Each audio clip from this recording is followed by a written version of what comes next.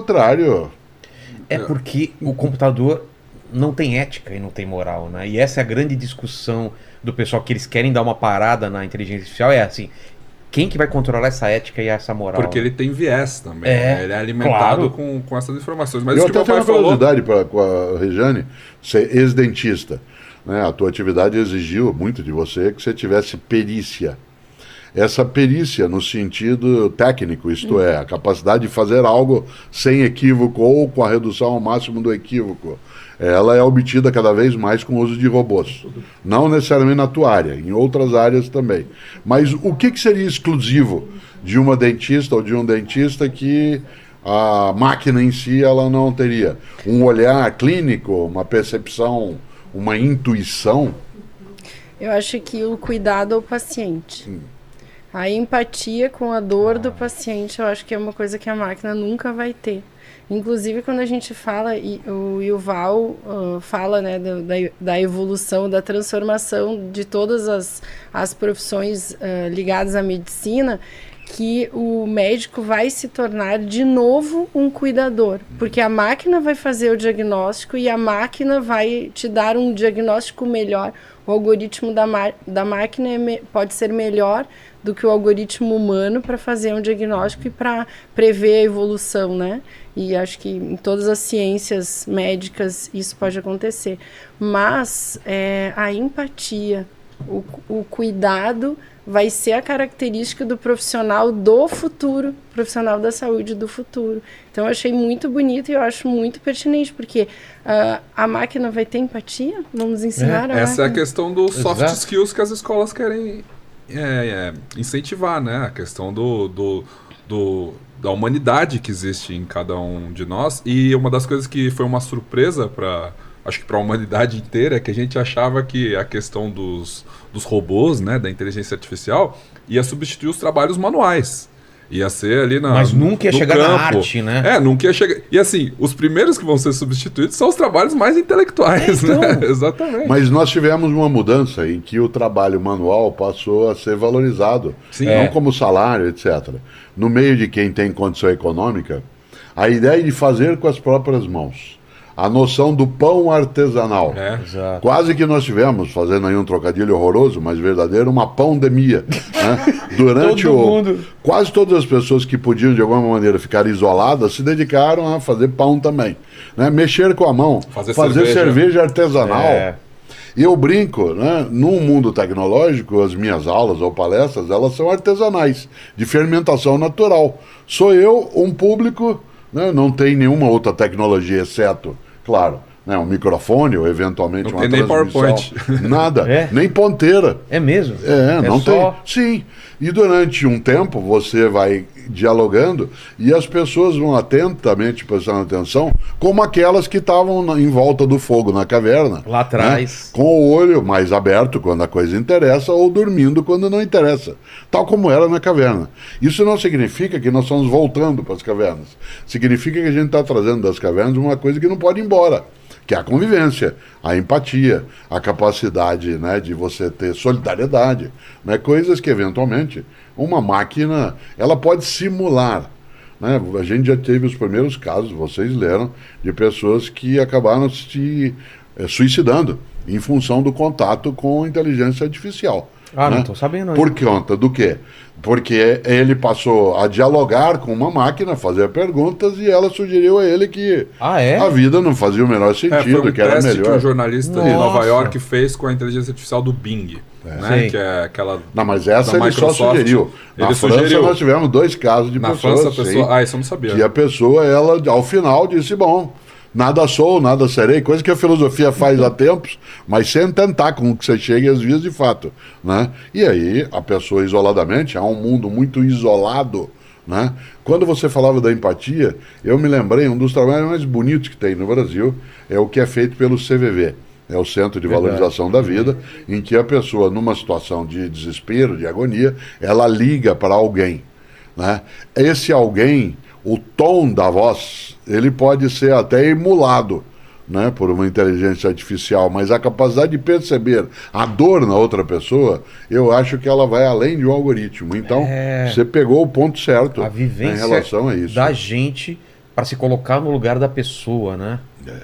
Você pode emular isso, como em alguns filmes, né? Que você vê que máquinas têm memórias implantadas, mas não é a mesma coisa, né? Não.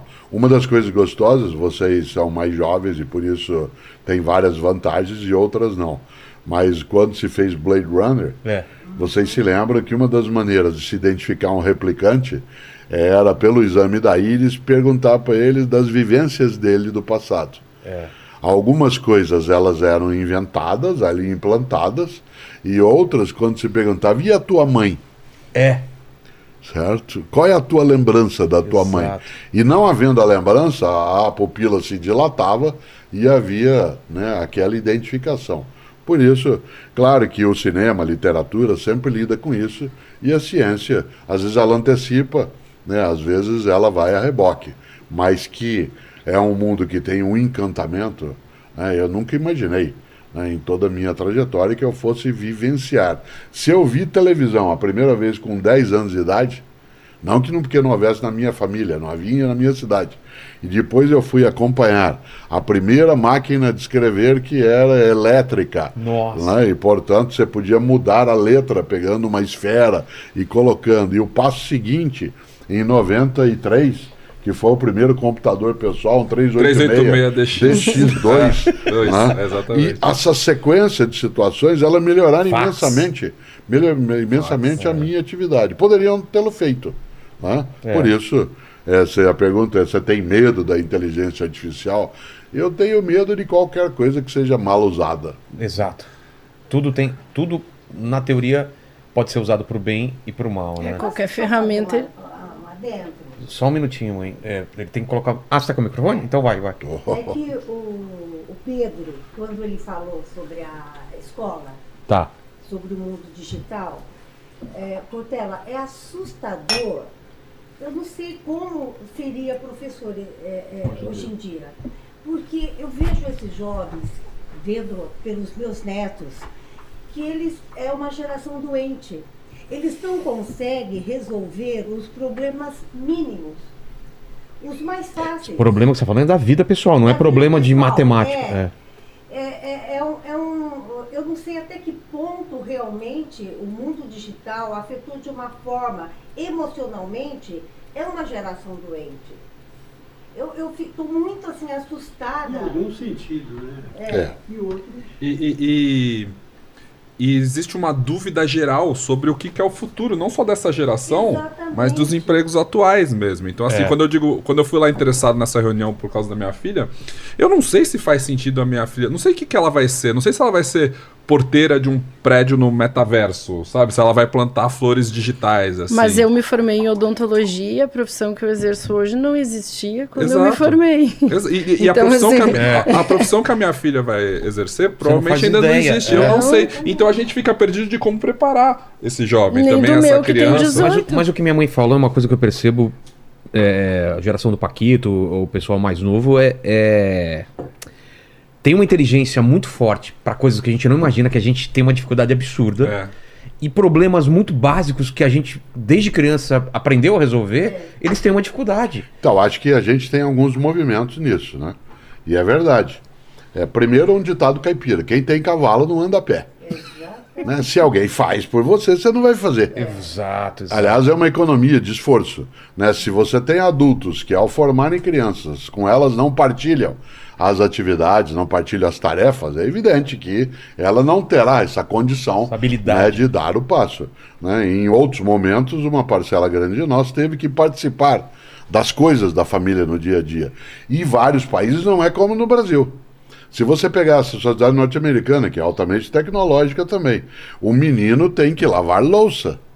Eu vou te dar um dado que ajuda bastante.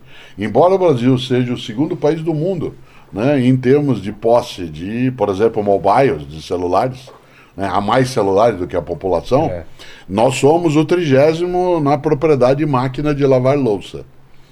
Né? Isto é, nós temos um consumo tecnológico muito alto, mas nós somos o 30º em relação ao consumo de máquina de lavar louça por uma razão, porque tem quem lave. Exato.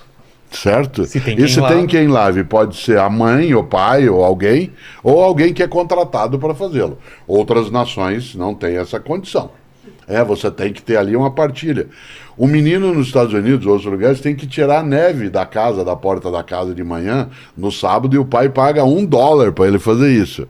Certo? Aí você diz assim, mas isso é uma sociedade de imposição. Não. Existe uma partilha a ser feita. Essa partilha já existiu. Hoje, uma parcela das famílias, ela utiliza um termo curioso, eu preciso poupar o meu filho. Exato. E a minha pergunta, como mais antigo, né, e como caipira, é assim, poupar de quê? Você não mandou ele à noite buscar limão no pasto. Você não falou para ele encilhar cavalo. Você não mandou ele cortar lenha para ver se... Né, ou tirar água do poço. Você disse só para ele arrumar o quarto dele. Só para ele estudar. Profissão estudante. Isso não é poupar, isso é colocar em desuso, claro, né? Que tudo exatamente. que está em desuso acaba não tendo Agora, tem utilidade. um outro lado disso também. Por exemplo, uma parte de nós na escola, a professora sabe, eu também, passou a vida resolvendo problemas alheios, em matemática. 2 pedreiros levantam 5 metros de muro Fui na num feira, dia. Isso. Santas Quantos metros serão levantados de uma semana? Isso não era problema nosso, eu nunca levantei muro. Quando o Paulo Freire chegou discutindo, né, no livro Pedagogia da Oprimida, que a gente tinha que colocar problemas das pessoas para elas terem alguma significação, que o pedreiro levantar muro é uma coisa importante, mas era o que estava desconectado, né, da realidade da pessoa. Então, nós passamos de um polo, que era ficar resolvendo o problema alheio, qual era a trajetória de um foguete, lembra? Em balística, né? Como é que é? Nenhum de nós aqui jamais lançou um foguete, né? Mas não se discutia como é que funcionava o chuveiro elétrico, né? Como fazer uma apresentação em público. Como fazer uma apresentação em público. Então, nós passamos, né, de um momento em que a gente ficava lidando com problemas abstratos para a incapacidade de lidar com problemas concretos. Né? Portanto, a gente não modificou tanto assim, a gente só piorou um pouco. Sabe e não é só Espera aí, mãe, só avisa ele antes para ele ligar o seu microfone, senão não sai sua voz. Você ligou? Vamos lá. E não é só poupar. É uma geração que eles não aceitam não. É uma geração que não. Mas ela não nasceu pronta. Se ela não aceita não, é porque alguém grande não disse não. Exatamente. Então os adultos estão com problema. Sim. Realmente.